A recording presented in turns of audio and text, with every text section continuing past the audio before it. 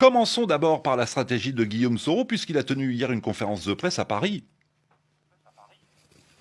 Oui, et il a dit d'une part que sa candidature restait ferme, irréductible et irrévocable, confortée en cela d'ailleurs par l'ordonnance de la Cour africaine des droits de l'homme du 15 septembre qui a suspendu sa condamnation par la justice ivoirienne et ordonné à la Côte d'Ivoire de le rétablir sur la liste électorale et donc de lui permettre d'être candidat.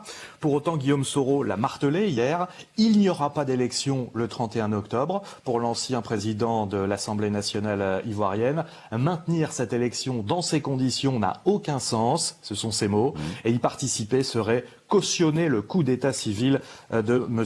Ouattara, a-t-il encore déclaré. Soro en appelle donc, je cite, à une unité d'action de l'opposition pour stopper M. Ouattara dans sa folle forfaiture par tous les moyens légaux et légitimes. Fin de citation. Il en appelle aux candidats retenus ou non à faire bloc pour saisir la CEDEAO, l'Union africaine, l'Union européenne, l'ONU pour obtenir de nouvelles élections démocratiques, transparentes et inclusives. Nous devons organiser la mobilisation de tout le peuple ivoirien pour faire barrage au troisième mandat inconstitutionnel et interdit d'Alassane Ouattara, a encore déclaré hier Guillaume Soro-Juan. Organiser la mobilisation de tout le peuple ivoirien, est-ce que ça signifie que Guillaume Soro appelle tout le monde à descendre dans la rue le moment venu ? En clair, sa stratégie, c'est d'occuper le terrain pendant que la communauté internationale, de son côté, force la main à Alassane Ouattara pour qu'il revoie totalement l'organisation des élections, pour qu'elle soit davantage inclusive et transparente, avec une nouvelle commission électorale, un nouveau conseil constitutionnel, un audit international de la liste électorale et une mission d'observation internationale, c'est-à-dire finalement tout remettre à plat. Actuellement, selon Guillaume Soro, comme selon la plupart des opposants, le conseil constitutionnel a triché, par exemple. Il a obéi aux ordres du régime Ouattara, qui aurait choisi ses adversaires, en l'occurrence Henri Konan Bédié, Pascal Afine-Guessant et Kakabé. Voilà, c'est la position d'une bonne partie de l'opposition aujourd'hui encore. Et chez les partisans de Laurent Gbagbo, quelle est la stratégie ?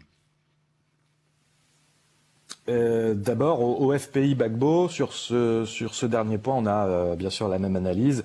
Mercredi, le secrétaire général du FPI pro-Gbagbo, Assou Adou, ne disait pas autre chose.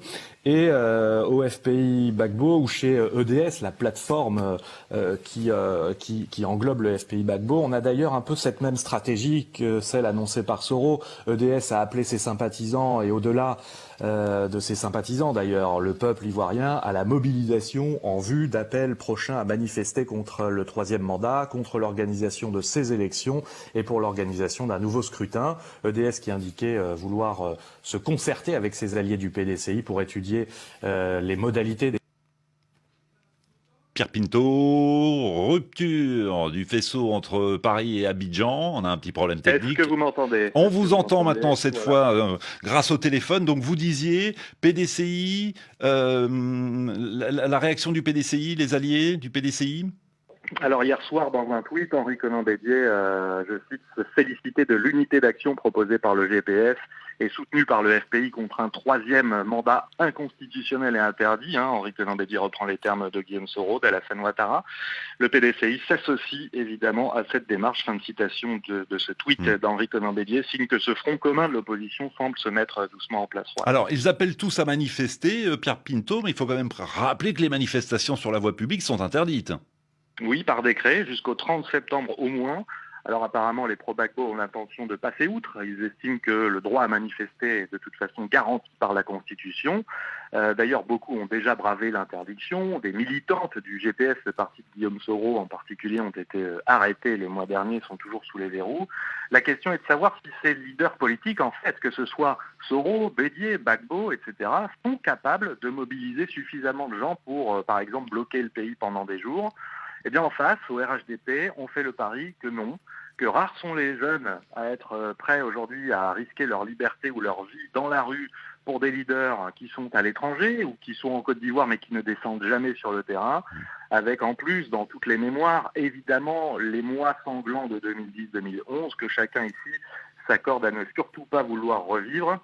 Et alors que beaucoup appellent à un dialogue pour remettre à plat tout le processus électoral et reprendre l'organisation de la présidentielle, le régime estime pour sa part qu'il n'y a rien à négocier et que, quoi qu'il arrive, l'élection aura lieu le 31 octobre, dans 43 jours, Bref, plus on approche de l'échéance, plus les positions se durcissent et les inquiétudes grandissent également.